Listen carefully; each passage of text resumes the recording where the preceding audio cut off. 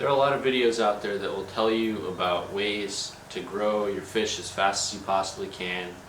And a lot of them will look at things like doing water changes, feeding, and overall just keeping the tank clean and feeding the fish as much as you can. And those two things are very important, but I feel like something that's lacking is more detail into specifically what to feed and specific strategies that you can implement to increase the rate at which your fish grow and just make you a more successful fish breeder. So one of the biggest ways that I've been able to grow my fish faster is through the use of Repashy gel food. One of the big benefits of this food is that it remains water stable for a long period of time. So you can put a large chunk in early in the morning and the fish can consume it throughout the day at their leisure, and it won't pollute the water a lot. Another thing you can do is feed it as powdered food to very small fry, so that makes it useful because there are multiple different ways in which you can feed it. There are a number of different kinds. I have two. I have a more veggie based one, which I feed mainly to this tank, and I have a Community Plus version which is a little more balanced for omnivorous fish, and that one I'm mainly targeting the mollies with, but also guppies and at times the mbuna, even though they're mostly vegetarian. A key that I think goes very overlooked is use of something like a turkey baster. Now, a turkey baster is great because if you have your fish housed in a small environment, say 10 gallons or less, it's a really easy way to suck out debris quickly without having to break out a whole hose to do a water change or anything as fancy as that. And the accessibility of a turkey baster just makes it less of a hassle to clean and makes it more likely that you're going to do it. And overall, the key, keeping your tank clean is key to growing fish fast, but you're only going to keep your tank clean if you're dedicated.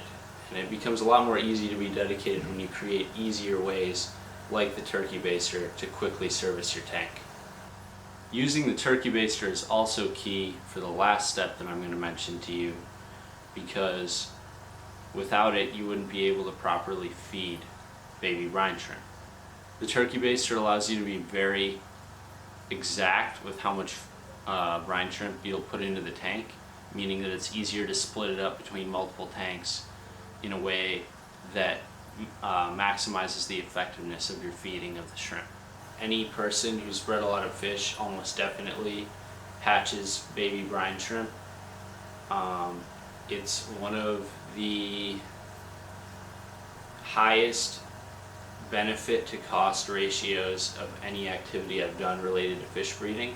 It does require quite a bit more work than feeding a dry food or something like that, but you will see your fish grow at an extremely high rate while feeding baby brine shrimp. And it's also rewarding to watch. Lots of different fish consume baby brine in different ways. Some are more aggressive, eating as much as they possibly can.